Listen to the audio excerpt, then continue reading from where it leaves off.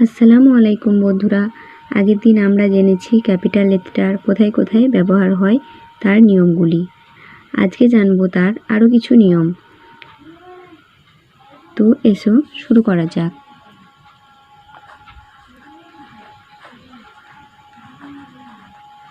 Rule number 5। Rule number 5 হচ্ছে যদি কোনো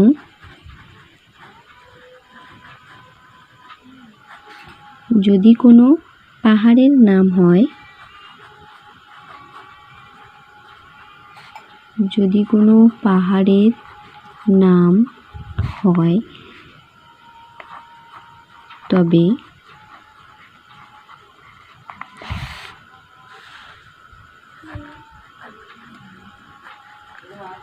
প্রথম অক্ষর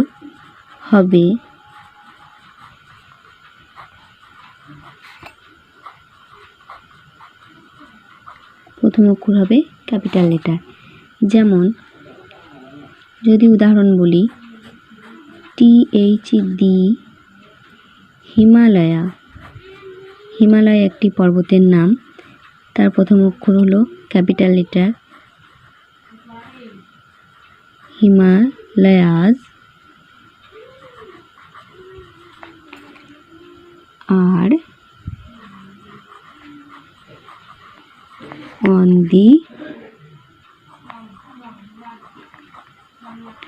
north of India. The Himalayas are on the north of India. তাহলে পাহাড়ের নামের ক্ষেত্রে আমরা দেখলাম পাহাড়ের নামের প্রথম অক্ষর কি হলো ক্যাপিটাল লেটার। রুল নাম্বার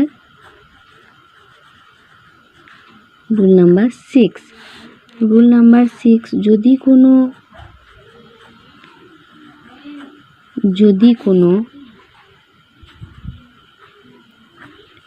যদি কোনো ধর্ম বা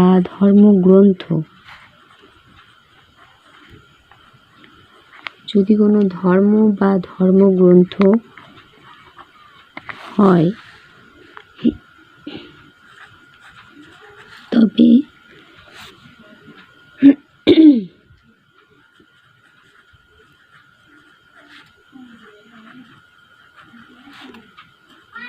প্রথম অক্ষর হবে ক্যাপিটাল লেটার। যেমন he reads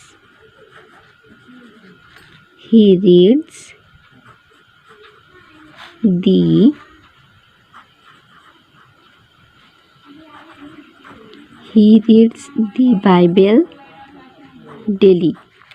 সে প্রতিদিন কি পাঠ করে? বাইবেল পাঠ করে। তারপর হচ্ছে the Quran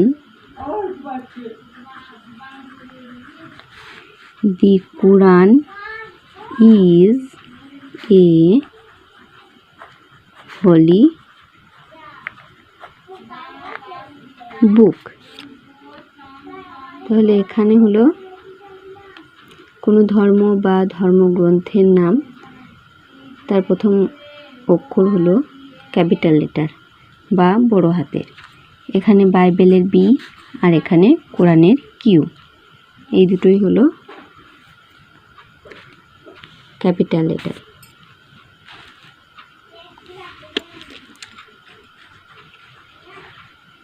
rule number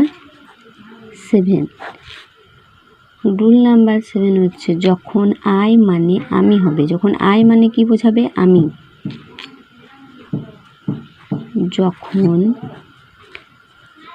I মানে আমি হবে, তখন সেন্টেন্সের যেখানেই I থাকুক না কেন সেটা ক্যাপিটাল লেটারে লিখতে হবে। তখন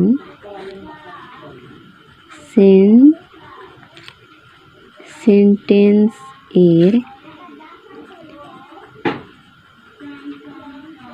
যেখানেই I থাকুক না কেন তাকে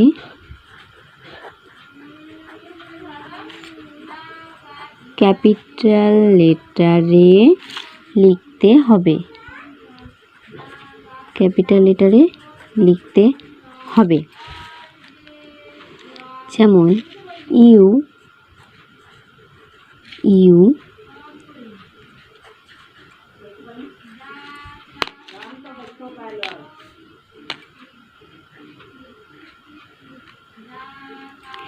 you Ramesh and I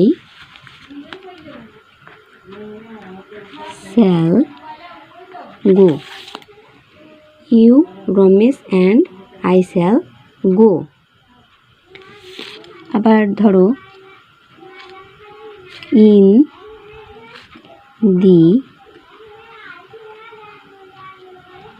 in the morning he reads. But I only